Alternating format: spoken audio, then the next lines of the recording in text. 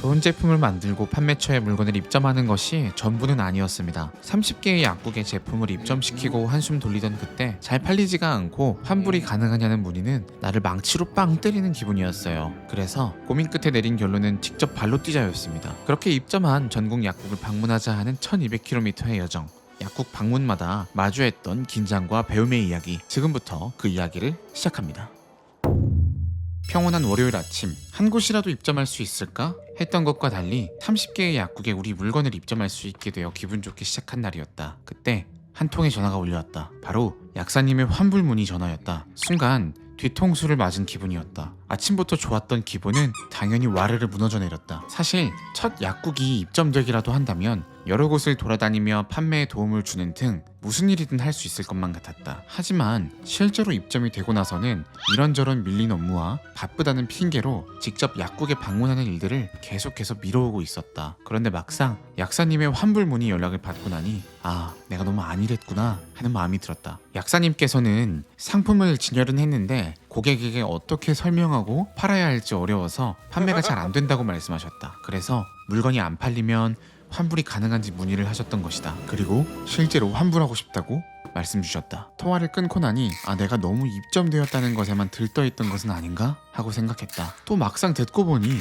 다른 약사님들께서도 비슷한 고민을 하실 수도 있겠다는 생각이 들었다. 이렇게 다른 약국도 환불 요청을 하는 연락이 올 것 같다는 그런 불안감이 내 마음을 엄습했다. 제품만 입점시켜 놓으면 끝이 아닌데 어떻게 판매하는지에 대한 방법은 고민하지 않았던 것이다. 어쩌면 나쁜 마음이지만 알아서 잘 팔리기를 바랬는지도 모른다. 그 뒤로 어떻게 해야 약사님들의 판매를 도와드릴 수 있을까 끊임없이 고민을 하며 지냈다. 그러다 평소 오프라인 박람회를 꾸준히 나가며 고객들에게 직접 시식을 했던 것들이 문득 떠올랐다. 고객이 직접 먹어보고 경험해봐야 좋은 점을 알고 구매까지 이루어지기 때문이다. 그래서 약국에 방문해주시는 고객님들께 제품 취식도 권하고 설명도 해드리며 제품을 홍보해보면 좋겠다라는 생각이 들었다. 동시에 고객이 진열된 제품의 설명을 자세히 볼 수 있도록 제품 소개서와 아이를 데려오지 않은 부모님들을 위한 샘플도 함께 준비하기로 했다. 이렇게 직접 약국에서 약사님들을 대신해 제품을 홍보해드린다면 추후 판매하시는 데에도 분명 도움이 될 것이라 생각했다. 그렇게 케어유의 전국 약국 투어 프로젝트가 시작됐다. 전국 각지의 약국들이 있다 보니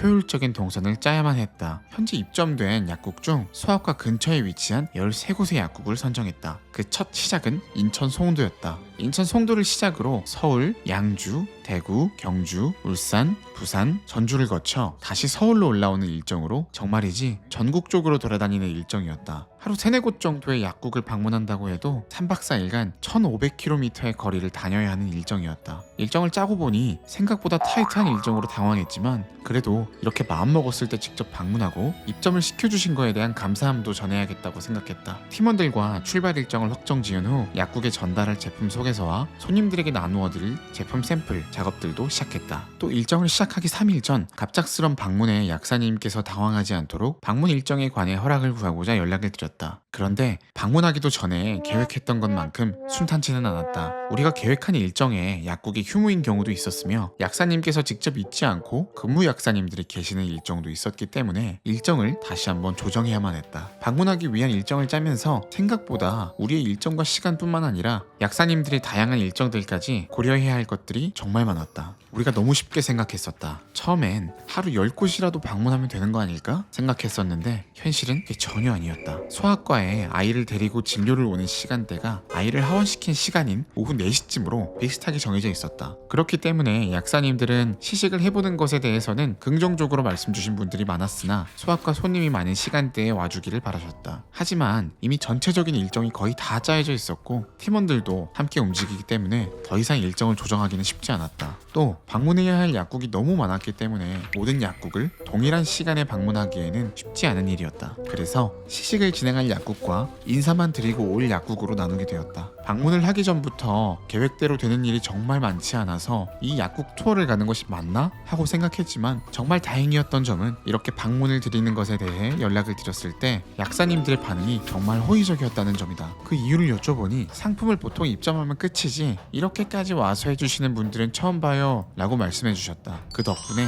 나는 자신감을 갖고 다시 시작할 수 있었다. 그럼에도 출발 약 3일 전쯤이 되니 정말 많이 긴장되기 시작했다. 사실은 이렇게 어딘가에 무작정 찾아가거나 도전해본 일은 한 번도 없었기 때문에 내 마음속은 계속 두근두근거렸다. 용기도 없었고 포기할까 생각했지만 이미 팀원들에게 가자고 선언했기 때문에 이를 물을 수는 없었다. 드디어 D-Day 약국 투어 출발 날이 되었다. 시식용 샘플과 제품 소개서, 그리고 혹시 부족할 수 있는 제품 여분과 약국 내에서 시식할 때 사용할 간이 테이블까지 가득 차에 싣고 첫 번째 약국인 인천 송도로 출발했다. 첫 약국에 도착하기 전 긴장감이 온몸을 감쌌다. 약사님께서 괜히 민폐라고 생각하시진 않을까? 갑자기 찾아가서 불편해하시진 않을까? 거절당하면 어떻게 하지? 등등 머릿속에서는 온갖 걱정이 떠나질 않았다. 하지만 반대로 현실은 이런 걱정과 달리 약사님께서는 우리를 친절하게 맞아주셨으며 오히려 이렇게 직접 와서 도와주면 너무너무 고맙죠 라고 말씀해 주셨다. 또한 너무 감사하게도 약국의 정말 메인 자리에 우리 제품을 진열해 주셨으며 이건 우리 아이들도 잘 먹어서 자신 있게 고객님들께 추천할 수 있어요 라고 말씀해 주셨다. 정말 다행이었던 것은 약국에서 판촉 행사를 하는 동안 생소한 상황임에도 불구하고 고객들의 반응은 꽤나 긍정적이었다.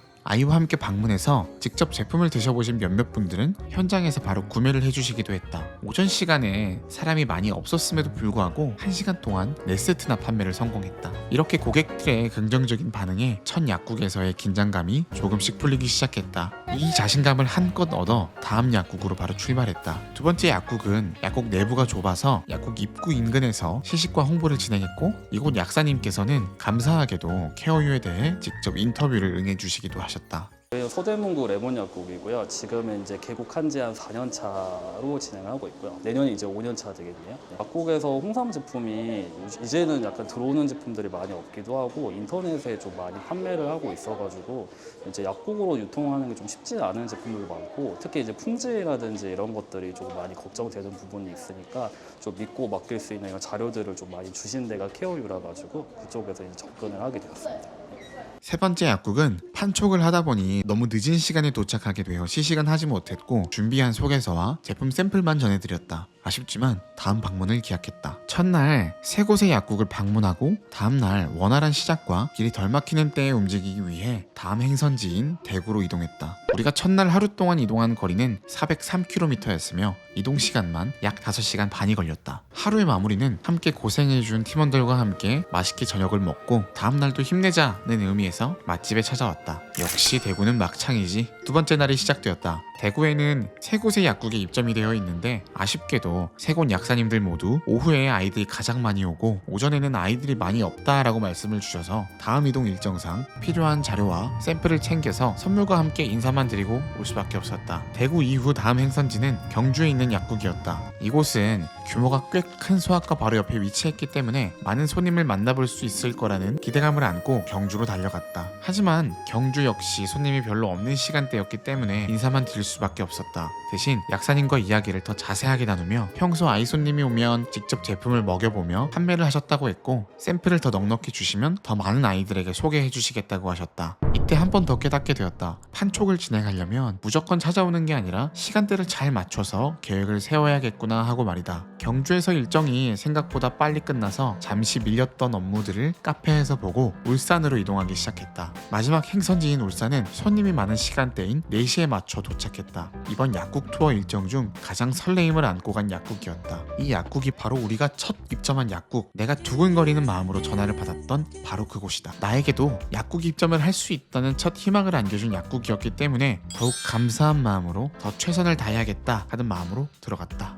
약사님께선 감사하게도 약국 곳곳에 잘 보이도록 구미를 진열해 주셨고 고객들에게 소개하는 판촉을 하는 것에도 적극적이셨다. 또한 손님이 많은 시간대에 방문해서인지 더욱 활발하게 고객들과 만나고 소통할 수 있었다. 그때 어머니 고객을 한 분 만나게 되었는데 평소 아이 영양제를 어떤 것을 선택할지 고민하고 계셨고 이렇게 이야기하셨다. 아이가 잘 먹을까요? 예전에 사준 건 맛이 없다고 해서 못 먹였거든요. 억지로 도저히 먹일 수가 없어요 라며 걱정하셨다. 우리는 시식 샘플을 드리며 먹는 방법을 직접 설명드렸고 아이에게 그리고 어머니에게도 어머니도 드셔보셔야 알죠 하며 시식을 권했다. 아이는 이건 맛있다. 엄마 나 이거 사줘 하며 맛있게 잘 먹었고 그 모습을 본 어머니는 결국 제품을 구매해 주셨다. 많은 고객들이 설명과 시식을 통해 상품을 구매해 주시면서 약국에 있는 모든 재고가 다 판매되어 추가로 제품을 더 가져와서 재진열하는 상황까지 생기게 되었다. 정말 감격스러웠다. 약사님께서는 현장에서 추가 발주를 해주시며 이렇게 말씀해 주셨다. 역시 직접 와서 설명해 주시니까 고객님도 더 신뢰를 갖는 것 같아요.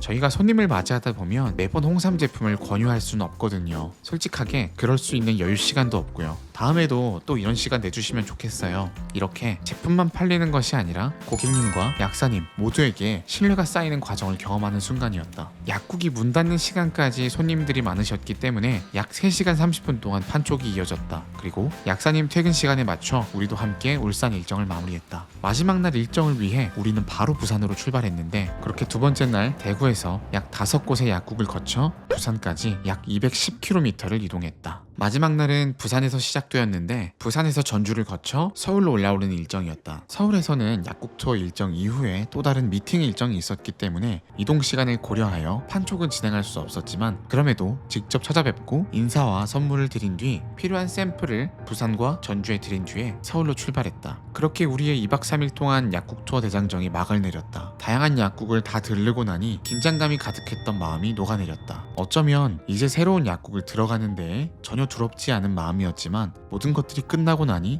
아쉬움도 많았던 것이 사실이다. 어쩌면 이 시간 동안 나는 정말 티를 내진 않았겠지만 사실 그 누구보다 긴장감이 가득했던 상태였다. 우리가 직접 약국에 가자 라고 말을 뱉었지만 이를 해내기 위한 과정과 시간들은 결코 쉽지 않았다. 우리는 결국 3일 동안 약국 휴무와 약사님 부재로 인해 직접 방문하지 못한 약국을 제외하고도 전국 총 10곳의 약국을 방문했다. 2박 3일간의 여정을 정리해보자면 첫날 인천 송도에서 출발하여 서울, 양주를 거쳐 대구까지 3곳의 약국을 방문하고 총 403km 거리를 이동했다. 두 번째 날은 대구에서 시작해서 경주, 울산, 그리고 부산까지 5곳의 약국을 방문하고 총 210km 거리를 이동했다. 마지막 날은 부산에서 전주, 전주에서 서울까지 이동하는 일정은 교통체증까지 겹쳐 무려 6시간이나 걸렸으며 총 534km 거리를 이동했다. 이렇게 전체 일정 동안 약국 간 이동거리만 약 1200km에 달했고 운전은 약 20시간 정도를 했다. 물론 고되고 힘들었던 것은 사실이다. 하지만 그로 인해 직접 발로 뛰며 얻은 인사이트는 너무도 값진 경험이었다. 또 약사님과 손님들이 우리를 안 좋은 시선으로 바라보면 어떻게 하지? 하는 마음과 달리 진정성 있게 다가간다면 고객님들과 약사님 모두 진심으로 응답해준다는 사실도 깨달았다. 우리가 만일 직접 약국에 방문하지 않았다면 소아과 손님은 오후 4시에 가장 많이 온다는 것과 아이들이 약국에 와서 주로 어떤 행동을 하고 어떤 것들을 주로 많이 사가는지 알 수 있었을까? 절대 그렇지 못했을 것이라고 나는 자신 있게 확신한다. 우리가 이 계획을 1년 미루었다면 이 인사이트를 1년 뒤에나 깨달을 수 있을 것이라고 생각하니 참으로 아찔하다. 1년 뒤에도 분명 또 똑같은 실수를 했을 것이다. 하지만 이제는 더 나은 시도를 할 수 있다. 이번 경험을 통해 단순히 약국에서 몇 개 판매를 넘어 더 깊이 고객과 소통하는 방법, 그리고 약사님들을 대하는 방법, 그리고 더 자신감 있게 도전하는 마음가짐을 배웠다. 앞으로도 지금처럼 무모한 도전정신이라는 마음가짐으로 다양한 도전을 해보고 싶다. 왜냐하면 우리가 걱정하던 일은 생각보다 쉽게 일어나지 않고 오히려 긍정적인 결과가 더 많이 일어나기 때문이다. 또 잘못되면 어떤가, 그 과정 속에서 얻고 배우는 것은 분명 있다는 것을 절대 잊지 않았으면 좋겠다. 이 영상을 시청하신 구독자분들도 주변의 말들에 의해서 계획했던 일들을 쉽게 포기하지 말고 결과가 어떻든 간에 꼭 시도해봤으면 좋겠다. 그럼 여러분의 성장도 항상 진심으로 응원하며 앞으로 강선비가 성장해가는 과정도 진심으로 응원해주면 좋겠다. 강선비의 성장 과정을 앞으로도 계속 보고 싶다면 구독과 좋아요 부탁한다. 그럼 다음 이야기에서 만나자.